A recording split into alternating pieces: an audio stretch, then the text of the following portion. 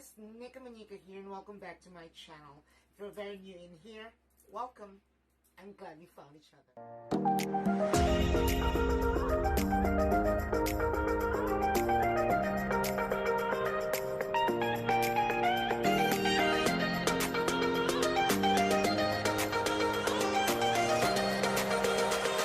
Hi everyone, it's Nika here and welcome back to my channel. I'm a 4-year graduate of psychology, and for today I am going to talk about the most requested topic from most of the people, which is happiness. Marami pong katanungan sa atin kung ano ba talagang ibig sabihin ng happiness, ano ba talagang ibig sabihin ng kaligayahan.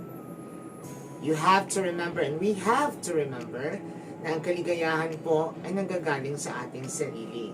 And to most people, I keep on asking them, how do you define happiness? 95% of the population cannot answer that. Primarily because hindi nila alam ang ibig sabihin ng kaligayahan. Pag tinatanong mo ang isang tao, maligaya ka ba? To most people, the answer, yes, I am happy. But if I'm going to ask you, are you happy? I am pretty sure 95% of you will answer me, yes. Pag tinatanong ko naman kayo ulit, alam mo ba ang ibig sabihin ng kaligayahan? And I am sure that 98% of you can never answer that. Because there are very few people who can answer that. And sad to say that a lot of them, and a lot of us, doesn't really know ano bang ibig sabihin ng kaligayahan. Right? And for today, we are going to talk about it. We are going to talk about deeper of the true meaning of happiness. And to begin with, we have to define and know what is happiness. Happiness is an emotional state characterized by feelings of joy, contentment, satisfaction, and so on and so forth. To put it in a simplified explanation, ito po ay isang state of mind na nagkakaroon ng isang tao ng contentment, just being happy and being contented and feeling just great. Alam mo yung tao na walang negativity. That's how I simplify the word happy. We have to remember, alalahanin po natin na kung ano tayo ngayon, nabubuo tayo piece by piece sa ating kahapon. So if we are broken from the very start when we were a child, we are going to be broken in the future pag wala tayong ginawang interventions in the middle. Kailangan po nating i-modify yung buhay natin. Hindi po permanente na kung ano tayo dati at kung ano tayo noon ay magiging forever na po tayong magiging hindi masaya. Dahil nga sabi nila na if you have a bad childhood and you are a broken piece when you were a child, pag tayo po ay lumaki, we remain to be broken pag wala tayong ginagawang paraan kung paano tayo magiging buo ulit sa buhay. And for that, with that being said, merong solusyon ang lahat ng bagay. We just need to strive and be strong enough to face those things, to face those emotional breakdowns that we had before. Hindi naman po ibig sabihin na kung ano tayo dati at kung gaano kasakit yung mga pangyayari na na-experience natin from before, ay hindi natin pwedeng gawa ng paraan sa ngayon. I remembered a friend who came to me and asked me about a situation of their relationship kasi nga she was the one supporting the guy. They are in the relationship for about 3 years and the guy doesn't even have a job. So literally, siya po yung humahanap na ng paraan para mabuhay sila. And she's the one earning in the middle of the relationship or the whole course of the relationship. To cut the long story short, siya po yung gumagastos lahat-lahat. And she told me that the guy started to be very, very possessive on her. Hindi na siya pwedeng makipagkaibigan sa iba, kay lalaki, kay babae, whatever gender it is. Sinasabi ng lalaki na nagsasalo siya and all that, ginagawan siya ng storya and all of this. Sabi niya sa akin, paano ba ako makakaalis sa relationship? And paano ko ba ito ma-handle? Because I'm starting not to feel happy anymore. I said, tinatanong ko naman siya. I only ask very few questions to her. And sabi ko naman, my first question, masaya ka pa ba sa relasyon nyo? Sabi naman niya sa akin that, masaya ako sa relasyon kasi andyan siya. Sabi ko, can you define happiness for you? Yourself. I mean, when I'm going to ask you now, what is happiness for you?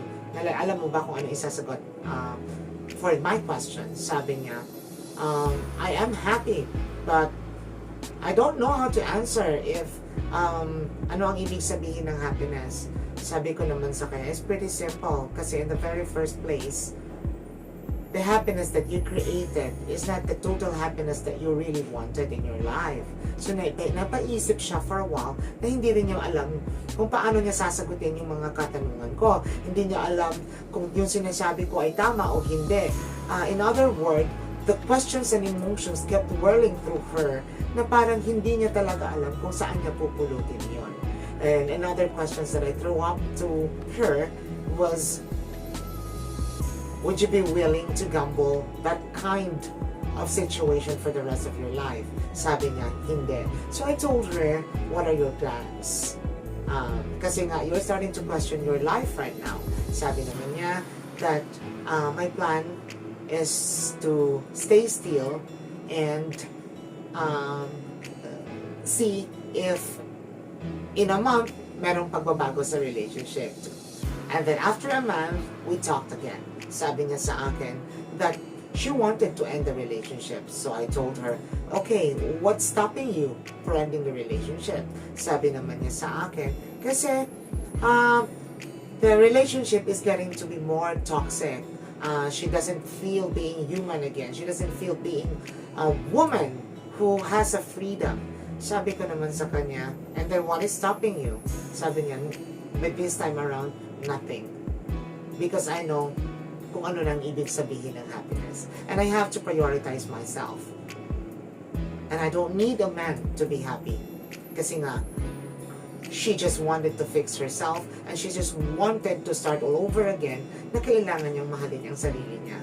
Because the moment we love ourselves and we start loving ourselves, we are not capable to hurt other people. Because the more we tend to hurt ourselves, that is also the chance that we are unconsciously starting to hurt other people. We are very much unconscious na nandadamay po tayo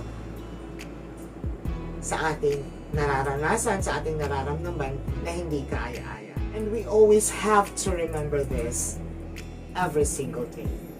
That we can never give what we do not have.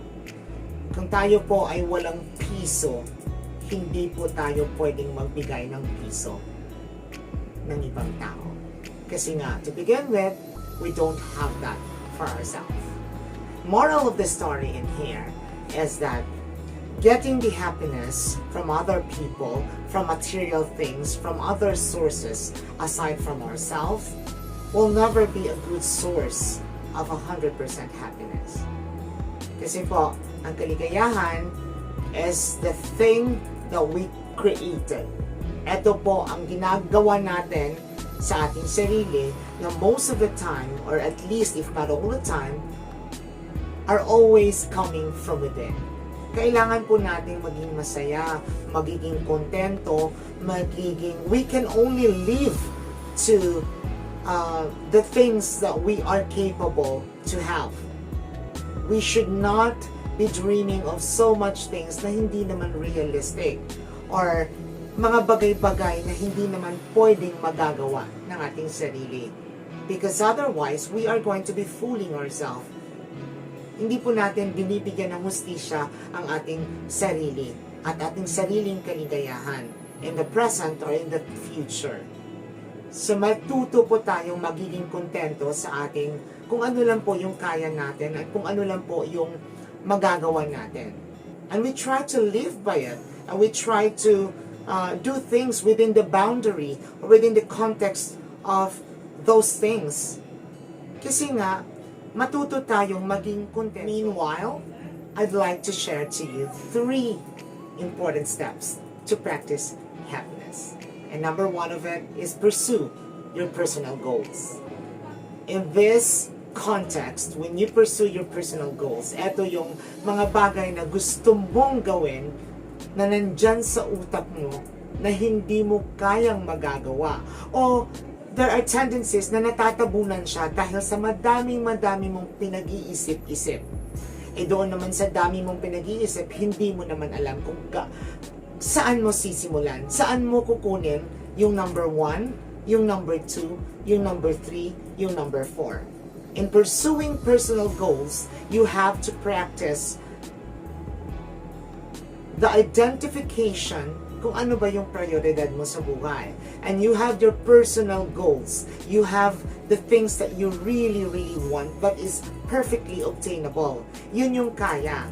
So kukunin mo yon, ilagay mo yon sa isang papel, ilista mo lahat yon, you do journaling para malaman mo kung ano yung gusto mo at ano ang uunahin mo, which is the number 1, which is the number 2, the number 3, and number 4. In that way, you can be able to know in your priority list kung alin ba yung number 1. Kasi po, if we keep on thinking lang, you know the idea already that you have all those things in your mind, but for some apparent reason, you don't know which is number 1 or number 2.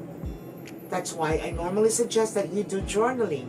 Ito po yung sinasabi ko palagi sa lahat, that we need to put it on list so we can be able to know alin yung number 1 at alin yung number 2. And with this, it will help you to decide and to pursue the goals that you wanted in life. Number 2 tips in practicing happiness is always what we call the enjoy the moment. You know, we need to enjoy every moment of our life. Kasi po, the moment we forget it, napapaisip tayo sa lahat ng mga bagay, problema, stress, and all other external factors that are not helping our mind to be happy. Hindi natin alam, makakalimutan natin kung ano ba yung priorities and what that are the things that we need to enjoy at the moment. The simple things, hindi natin na tutuunan ng pansin to enjoy these things kasi nga ang nasa isip natin are those things na komplikado, and we tend to forget those very small things na nagpapasaya po sa atin. Remember that those simple things are the ones that are making us happy every single day. At nakakalimutan natin yun because we keep on thinking doon sa stress, we keep on thinking in the things that aren't even happening yet. Hindi pa nangyayari, pero nandun na tayo, namumroblema na tayo.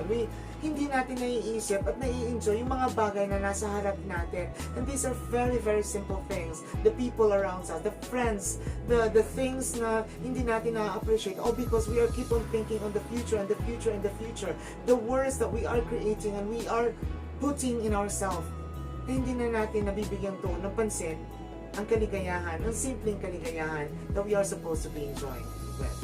Number 3 at panghuli, refrain negative thoughts. When you are in a situation when you are loaded with so much negativity in life, you try to think. Refrain all those negative thoughts. Hindi po natin kailangan ng sobrang negatibo sa ating buhay para magiging mas lalong hindi masaya. The very thing that makes our mind in so much stress, these are all because of the negativity, the thoughts that we are putting in our mind. The things na hindi pa nangyayari, nilagyan na natin ng kulay. The things that aren't happening yet, but nilagyan na natin ng mga posibilidad. Right? What we need are plans. What we need are techniques or strategies in planning the future. But we don't need negativities to inject during the course of our planning. The moment we have those thoughts all over our mind, then we begin to inhale and exhale and think, do I need all these negative thoughts in me? Kasi pag hindi mo naman kailangan dyan, paalisin mo sila. Take away, reframe your thoughts. Rebuild your thoughts. Gather all the positivity and the things you can have to plan for the future and to plan for yourself. And take out all other negativities that are being injected inside your mind. Hindi po natin kailangan ng sobrang negativity. We already have so much happening in the world right now, and we don't need anything more to add it up. Kasi hindi rin naman nakakabago ng sitwasyon. Di ba? Hindi rin naman nakakasaya ng ating buhay. Hindi rin precisely nakakatulong sa atin. Di ba? So why keep all this negativity within us when in the first place, wala rin namang magagawa sa ating buhay. Right? And we always have to remember this. No amount of guilt can change your past. And no amount of worries can also change your future. So why worry? So why feel negative when we can enjoy it? We have to enjoy life as much as we can. After all, life is too short to put so much worry and negativity on it. Right? So from now on, you guys, I want you to smile. Be happy. Enjoy every moment of your life. Because nothing will do good if you keep on thinking negativity. Alright? And I guess that would end my vlog for today. I hope you learned something out from it. And I guess I shall see you in my next video. If you haven't subscribed, please do subscribe to my channel. Please do like and subscribe. And see you in my next video. Bye for now.